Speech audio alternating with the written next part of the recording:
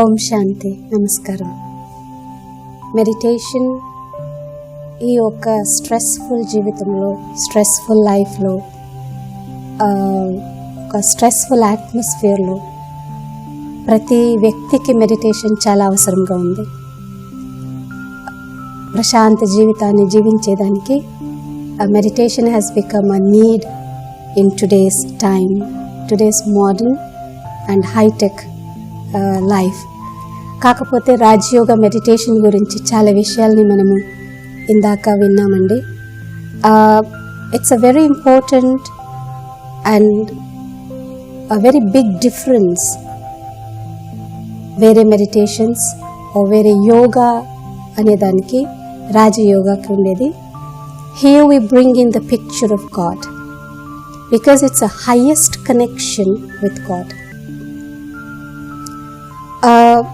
Actually meditation అనేది, యోగా అనేది it's a very vast subject అండి. చాలా పెద్ద సబ్జెక్టు, చాలా లోత సబ్జెక్టు. కాకపోతే ఇప్పుడుండే ఒక యోగా చెప్పించేటువంటి ఎడ్యుకేషన్ స్కూల్స్ ఆఫ్ థాట్స్లా యోగాని చాలా లిమిట్ చేశారనమాట. అది ఎంత లిమిట్ చేశారంటే, యోగా మీన్స్ ఒక ఆసన, యోగా అంటే ఒక శారీరక వ్యాయామం మాత్రమే యోగా అనేది జనాల మైండ్లో చాలా డీప్గా కూర్చునింది. కాకపోతే రాజయోగా అనేది మన భగవద్గీతలో చాలా బాగా మంచిగా డిస్క్రైబ్ చేసి ఉంది. అప్పుడు భగవంతుడు అర్జునునికి రాజయోగా నేర్పించేటప్పుడు ఆసనాలు నేర్పించలేదండి, వ్యాయామం నేర్పించలేదు, శారీరక ఏ విధమైన క్రియ నేర్పించలేదు. సో డెఫినెట్లీ దీనికన్నా ఇంకా వేరే విధానము, వేరే ఒక మెథడ్ ఉంది. ఆ మెథడ్ భగవంతుడు అర్జునునికి నేర్పించాడనమాట. మనము ఆ మెడిటేషన్, ఆ రాజయోగ భగవంతుడు అర్జునునికి నేర్పించిండే రాజయోగ నేర్చుకునేదానికి ప్రయత్నిస్తాం. ఈ శరీరానికి మాత్రమే సీమితమైండేది యోగా కాదండి. యోగా అనే శబ్దానికి చాలా లోతు, చాలా ఒక శ్రేష్టమైన అర్థం ఉంది.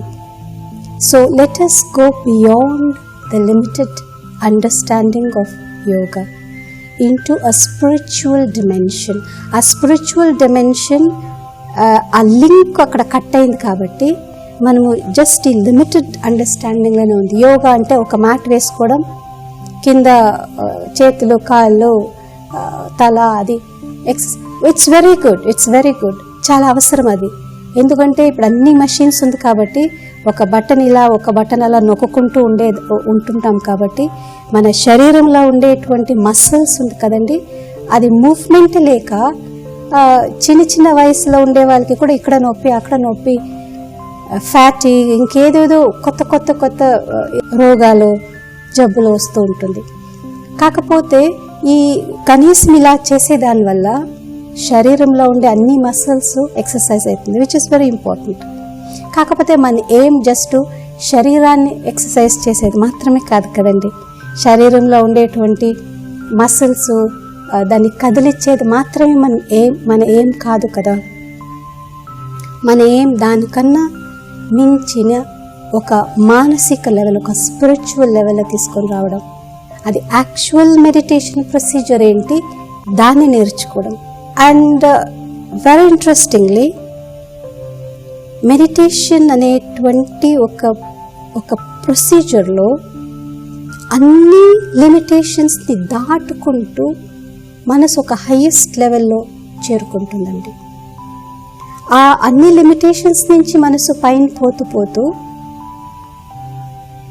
ఆ ఏకాగ్రత ఒక న్యాచురల్, స్వాభావికంగా వస్తుంది ఒక మనిషికి. ఇప్పుడు ఏకాగ్రతకి మనుషులు చాలా ప్రయాసపడుతున్నారు, కష్టపడుతున్నారు. People are training others for better concentration. కాకపోతే ప్రతి మనుషుల కాన్సన్ట్రేషన్ అనేది ఒక స్వాభావికమైనటువంటి విషయం. ఇంకొకటి చాలా ఇంట్రెస్టింగ్ విషయం అంటే, ఒక మనిషి మనసు విచలితం అవుతుంది అంటే, చంచలమవుతుంది, మనసు అటు ఇటు పోతా ఉంది అంటే ఎట్టుపోతా ఉంది. ఇప్పుడు నాకు కాన్సన్ట్రేషన్ లేదు, నా మైండ్ ఏకాగ్రత లేదంటే మనసు ఎట్టుపక్క వెళ్తుంది, ఎట్టుపోతూ ఉంది. అది కూడా అర్థం చేసుకునే విషయమే కదా. ఫర్ ఎగ్జాంపుల్ స్టడీస్లో నా మైండ్ ఏకాగ్రత లేదు, పని చేస్తున్నానా ఆ వర్క్లో నా మైండ్ లేదు, 5 నిమిషాలు ఉంటే ఇంకా 5 నిమిషాలు ఇంకా వేరే చోటు పోతుంది. నేను పూజలో కూర్చుంటానా, ఆ పూజలో నోటి నుంచి మంత్రాలు చెప్తూ ఉంటాను, మనసు ఇంకెక్కడో వేరే చోట్ల ఉంటుంది. ఇలా పిల్లలతో మనం మాట్లాడుతుంటామా, వాళ్ళతో ఆడుతూ ఉంటాం, కాకపోతే మనసు ఇంకెక్కడో ఉంటుంది. సో ఇంకెక్కడో ఉంటుందంటే ఇంకెక్కడ ఉంటుంది? ఎందుకంటే if I want to bring my mind where I want to put my mind, I need to know where my mind is going and why. ఎక్కడ పోతా ఉంది, ఎందుకు పోతా ఉంది అనేది కూడా మనకి అర్థం చేసుకునేది చాలా ఇంపార్టెంట్ కదండి. సో మెడిటేషన్, రాజయోగా అనేది it's a perfect training for hour inner mind. ఒక్కసారి మన మైండ్ని ఇలా ట్రైన్ చేసేసరికి అది నేను చెప్పక మనసు ఎట్టొట్టుపోదు, ఏకాగ్రత, focused, it becomes very naturally focused. Mostly ఒక వ్యక్తి మనసు తన ఇంద్రియాల వెనుక తిరుగుతూ ఉంటుందండి. ఏదో ఒక ఇంద్రియ వెనుక మనసు పోతుంది. అది చూప, కళ్ళ, నోర, నేలక, ఏదైనా మన ఇంద్రియాల వెనకే మన మనసు తిరుగుతూ ఉంటుంది.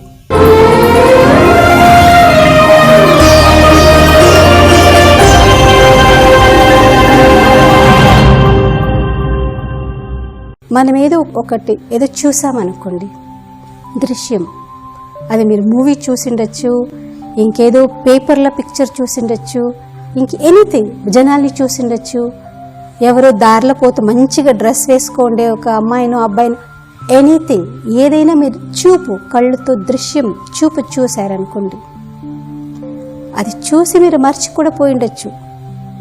కాకపోతే చూశారు, దాని వైపు మనం గమనం పెట్టాము. అది 5 minutes చూసామా, 10 minutes చూసామా, 1 hour చూసామా, 3 hours చూసామా, వాట్ ఎవర్.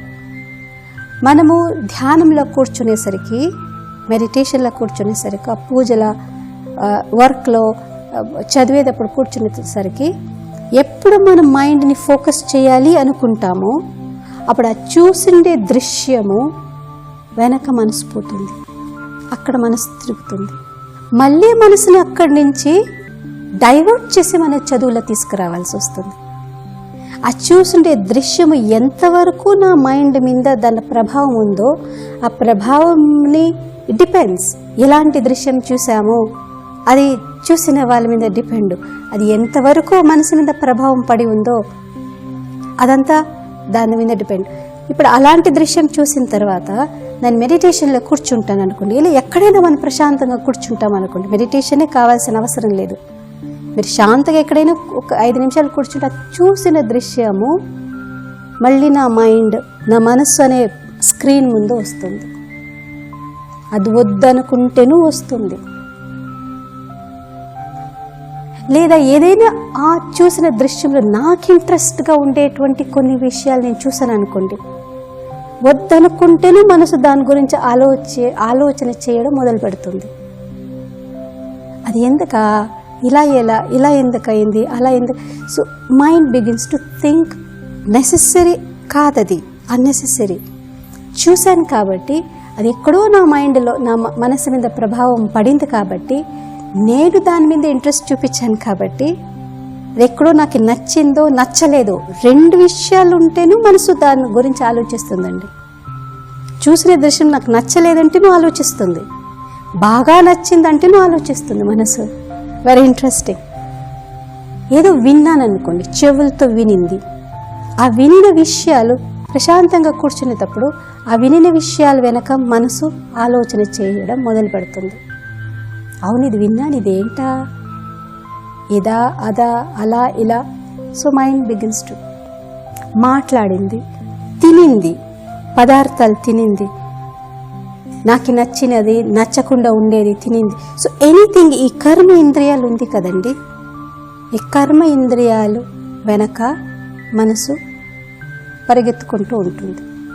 ఇప్పుడు రాజయోగ మెడిటేషన్ అంటే ఏంటంటే ఈ కర్మేంద్రియాల నుంచి మైండ్ని పైనకి తీసుకురావు. ఈ కర్మేంద్రియాలు శరీరంలో ఉంది, ఈ శరీరం ఆర్గన్స్.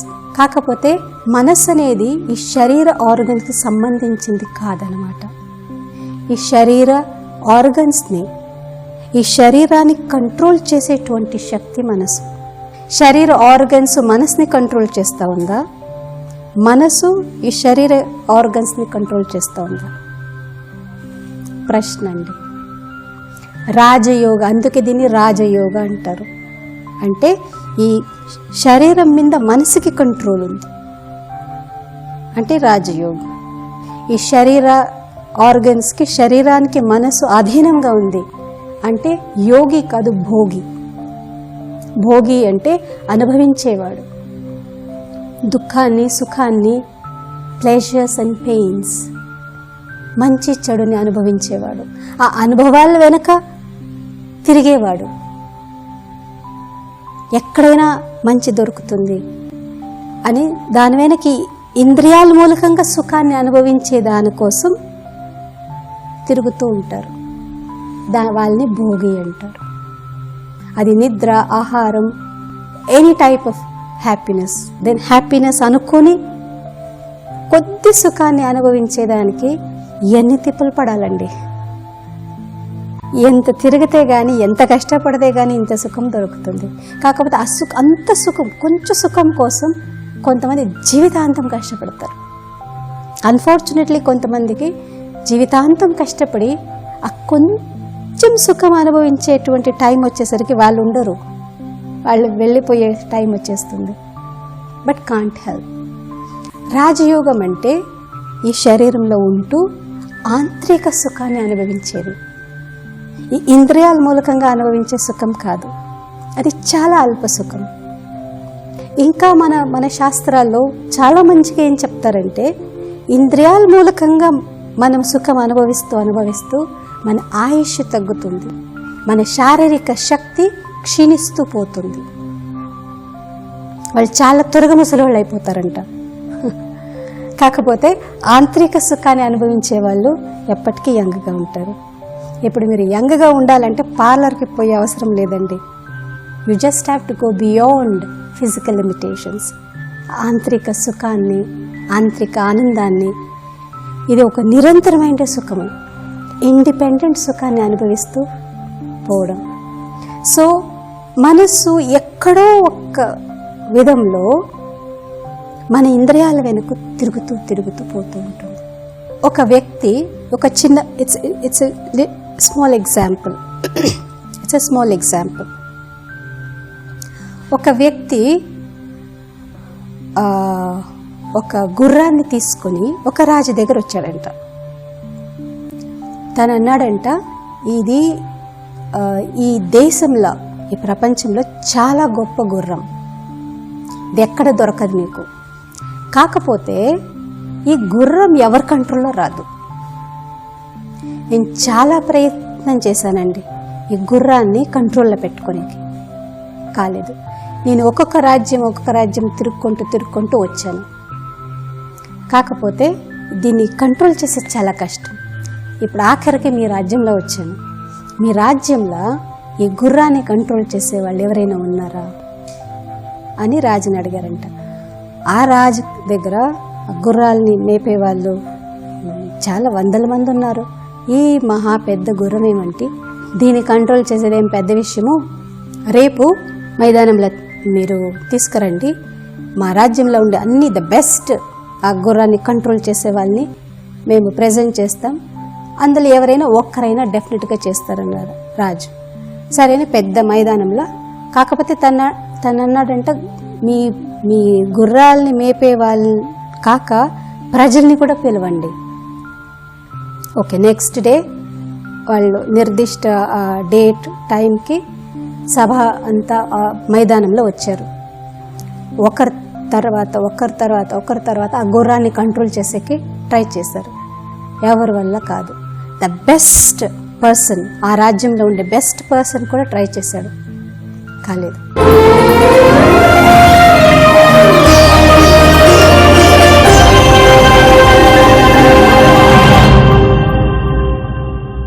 ఇలా అందరికీ ఏదో చిన్న చిన్న పెద్ద గాయాలయ్యి వాళ్ళందరూ తప్పుకొనేశారు. కాకపోతే ఒక చిన్న అంటే రాజకుమారుడు ఇవన్నీ చూస్తూ దూరం నుంచి వాచ్ చేస్తూ ఉన్నాడు. చేసి ఆఖరిలో రాజు దగ్గర ఆ గుర్రాన్ని నేను కంట్రోల్ చేస్తానన్నాడు. రాజుకి చాలా ఆశ్చర్యం, ఇంత పెద్ద పెద్ద వాళ్ళంతా చేసే కాలేదు, ఎక్స్పర్ట్స్ వాళ్ళందరూ, నువ్వు ఇంకా చిన్న వయసుడు, నీకు అసలు గుర్రాన్ని కంట్రోల్ చేసి నీకు తెలియదు కదా నాన్న, నువ్వు ఎలా పోతావంటే నాకు తెలిసి నేను పోతానని తను వెళ్ళాడంట. యాక్చువల్లీ విషయం ఏమంటే ఆ గుర్రం నిలబడి ఉండే డైరెక్షన్ ఫస్ట్ తిప్పాడు. ఎందుకంటే అది సూర్యునికి ఆపోజిట్ గా నిలబడి ఉంది కాబట్టి ఆ గుర్రం షాడో తనకి కనిపిస్తూ ఉంది. ఆ షాడో చూసి ఆ గుర్రము తంతుంది. ఇప్పుడు ఫస్ట్ విషయము ఆ గుర్రాన్ని ఆ షాడో వెనక వచ్చేలా ఆ గుర్రాన్ని తిప్పాడు. ఆ తిరిగి నిలబడిన తర్వాత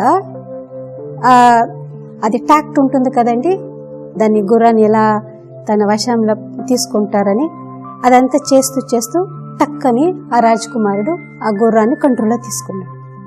సో అది ఫస్ట్ ఆ గుర్రం షాడో వెనక పడింది, గుర్రం ముందు ఏ షాడో లేదు. సో షాడో లేకుండా ఉండేసరికి ఆ గుర్రం డిస్ట్రాక్ట్ కాలేదు.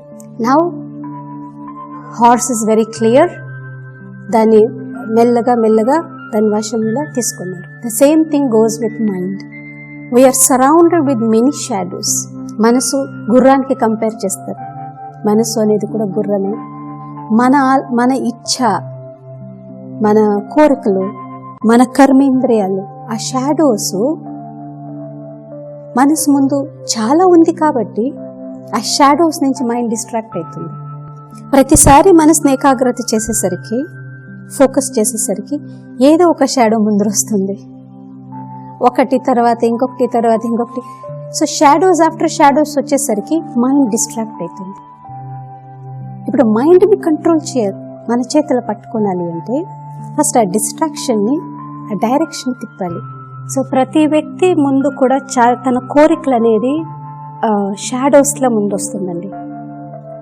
మన కర్మేంద్రియ మూలకంగా చేసే కర్మ, ఆ కోరికలు, ఇంకా పాస్ట్వి మెమొరీస్ మన మనసు ముందు నీడలా పడుతుంది. అది ఒక నీడ మనది పడితే ఓకే, చాలా నీడలు పడితే కన్ఫ్యూజ్ అవుతుంది, భయం వస్తుంది. మన కంటి ముందు చాలా నీడలు కనిపిస్తుంది అనుకోండి, భయం వేస్తుంది కదా, ఇదే నీడ. 2 లైట్లు మనము పాస్ అయితే మనదే 2 నీడ కనిపిస్తేను ఇదేంటి 2 నీడ కనిపిస్తుంది అని మన మైండ్ పోతుంది. కొన్నిసార్లు భయం వేస్తుంది, ఒక లైట్ ఆఫ్ చేస్తాం. అలాంటిది మనసు ముందు ఎన్నో నీడలు పడితే మనసు కన్ఫ్యూజ్ కావడం కాక, భయపడడం కాక, డిస్ట్రాక్ట్ అయ్యేది చాలా సహజమండి. సో ఇప్పుడు ఫోకస్ అనేది ప్రతి మనిషికి ఒక న్యాచురల్ విషయం, స్వాభావికం. కాకపోతే ఈ నీడ కూడా మనం స్వాభావికంగా భావిస్తూ వస్తున్నాం.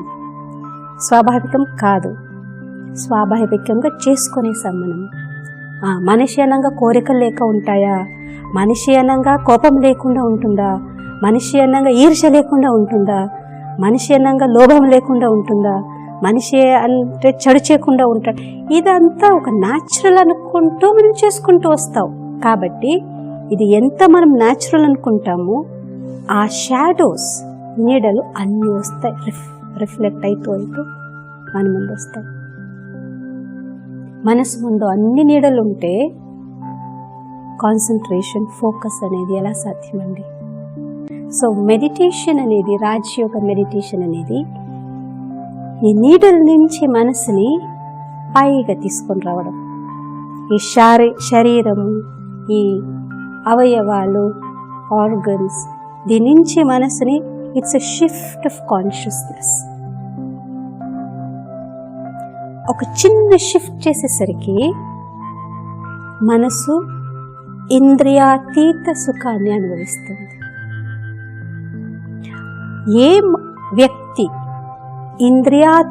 ఇంద్రియాకన్నా ఒక అతీతమైనటువంటి సుఖాన్ని ఒక్కసారిగా అనుభవిస్తాడో మహాయోగి అండి. అది మీ ఇంట్లో ఉండి చేస్తారో, ఆఫీస్లో ఉండుకుంటూ చేస్తారో, మీ పనులు చేసుకుంటూ చేస్తారో, అది మీ ఇష్టం. బట్ ఈ అనుభవం చేసేవాడే యోగి. ఇంద్రియాల నుంచి అనుభవం చేసేవాడు భోగి. ఇంద్రియాతీత సుఖాన్ని అనుభవించేవాడు యోగి. చిన్న డిఫరెన్స్ అండి. అది సుఖం. కాకపోతే ఆ సుఖం ఉంది చూడండి, అది చాలా పరిశుద్ధమైంది, ఒక ప్యూర్, క్లీన్, ఒక ఆధ్యాత్మిక సంపూర్ణ సుఖం. అది ఆ సుఖము డైరెక్ట్గా మనసు అనుభవిస్తుంది కాబట్టి, ఇంద్రియాల అందులో ఇన్వాల్వ్మెంట్ లేదు కాబట్టి, అది ఒక స్టేట్ ఆఫ్ మైండ్ క్రియేట్ అవుతుంది, ఒక వ్యక్తి మానసిక స్థితిగా మారుతుంది అది. So it becomes a state, it becomes a stage. ఆ ఒక స్థితిని మనం క్రియేట్ చేసుకునేసరికి పరిస్థితులు, మనుషులు ఆ స్టేజ్ని, ఆ స్థితిని ఎవరు డిస్టర్బ్ చేయలేరు. ఎందుకంటే అది నేను క్రియేట్ చేసుకునేటువంటి ఒక మంచి స్థితి అన్నమాట. ఇదే ప్రపంచంలో వండుకుంటూ మనం చేసేటువంటి కర్తవ్యాలు చేసుకుంటూ ఇంకా మంచిగా చేసేటువంటి శక్తి ఈ ఇంద్రియాతీత సుఖం అనుభవించే వ్యక్తి ఇంకా మంచిగా చేయగలుగుతాడు. ఓం శాంతి.